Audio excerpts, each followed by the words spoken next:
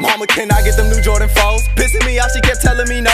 So I went got all that shit on my own. I was only 15, but I thought I was grown. I was 15 fucking bitches in college. Go to they dorm, then go through they wallets. Circle got smaller cause niggas want solid. You only they dog when they hand in your pockets. You niggas changing on game for the pussy. You gotta give us some brain for the pussy. Tired of them niggas try to take me for pussy. We do not hang with lames or pussies. Half of my motherfucking family was addicts. Half of my motherfucking partners was trapping. My mama didn't raise no bitch, so what's happening? Bitch, I'm from Dallas, I ball like a maverick. Looked at my mama and listened to Profar back with another video.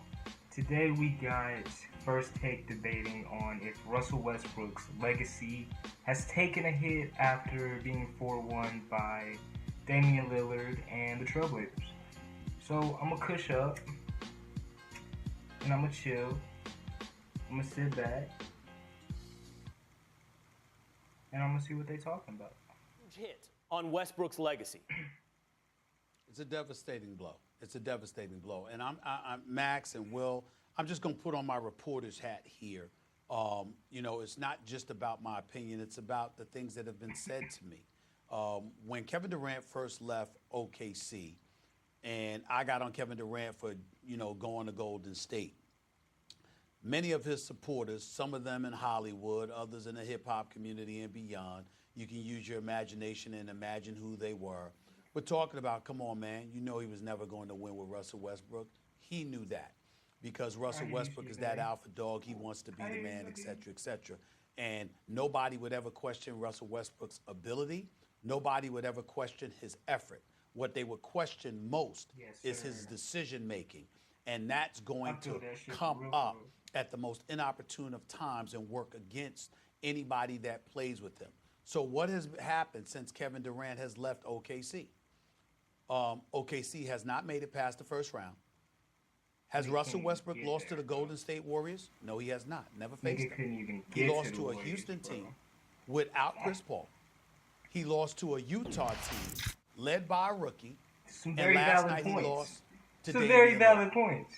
Those are the three. I'm gonna share my opinion at the end, those bro. I'm gonna three, listen to both. You know, in all of his games where you've got closeout games, Russell Westbrook has averaged 37 shots for crying out loud.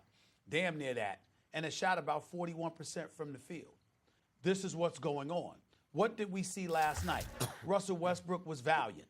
So was Paul George. Okay? What happens in the waning moments? Your two stars getting a combined $65 million for this season alone have a 15-point lead.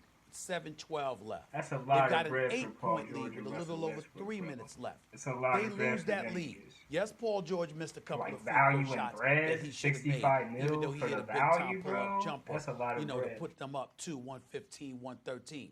But you've got the ball. Portland is definitely going to get the last shot. That's why Stotts called for Damian Lillard to drive into the lane and score so he could do a 2-for-1. Russell Westbrook has the ball.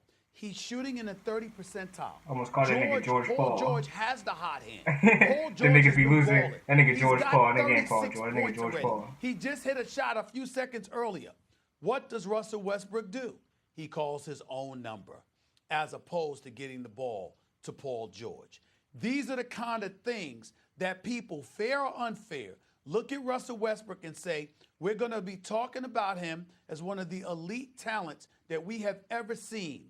And that motor at 100 miles per hour, never cheating you with effort, always a marquee, always acting like a marquee, which is a compliment. But at the end of the day, it goes back to what Magic Johnson, and obviously to a lesser degree myself, brought up back in 2012 when they had lost the game to Miami in the finals. And Russell Westbrook, I believe, Max, he had like 44 or 48. It was one or the other. I believe it was game 3 or 4. And Magic Johnson called it one of the worst games he had ever seen from a point guard, because even though he was scoring points, his decision-making had compromised the success of that team. And these are the kind of things that are going to rear its ugly head now, particularly when Kyrie, Steph Curry, Chris Paul, now Damian Lillard are all in the league and balling. They're going to look at Russell Westbrook and say, the decision-making is why he gets criticized. And he did nothing to help himself in this series, in that regard. I don't think it's a devastating blow to Westbrook's legacy because what legacy are we talking about? His legacy as of right now is as one of the great action sports figures we've ever seen in American history, an all-effort guy who nevertheless is not a champion.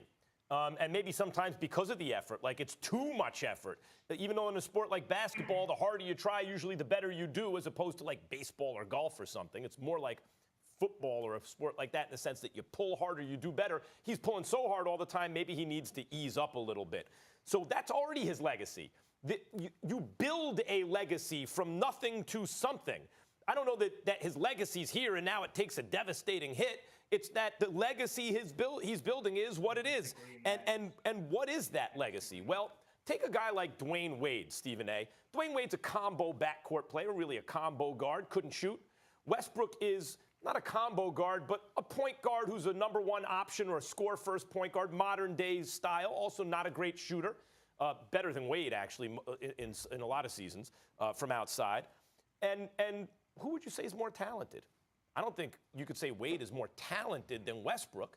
And Wade, even before he got with LeBron, won the championship with an old Shaq, still a really good Shaq, but not a prime Shaq anymore. Won the chip by having the best final series since anyone since Jordan at that time over a really good Dallas club with a prime Dirk Nowitzki.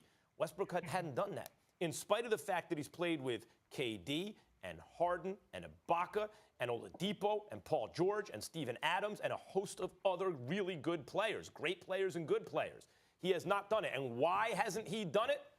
Because in the moment of truth, and we saw it, Game 7 at Oracle versus Golden State, the same Golden State team that lost to the Cavs at Oracle in the very next series, he's pulling so hard that he can't relax in those moments. And I think your point about decision-making is related to that. The same thing that has me loving Russell Westbrook as a player, my favorite player, I think is the thing that's stopping him from being champion. And that is his legacy. Well, what I'm saying to you, Max, is that you're going a bit deep, but you're saying the same thing that everybody else is saying. When we talk about how the decision-making of Russell Westbrook is an impediment to his success, you're saying as to why that is and what the residue from it is and what have you. What we're saying is that's the bottom line. They're going to be saying these things about him. Once upon a time, as recently as a year ago, considering the last 3 years he's averaged a triple-double, we were having discussions about where Russell Westbrook belongs in terms of the best players in the game. Off top, I agree with Stephen A. 100%. This definitely is a hit on Russell Westbrook's legacy. Here's why.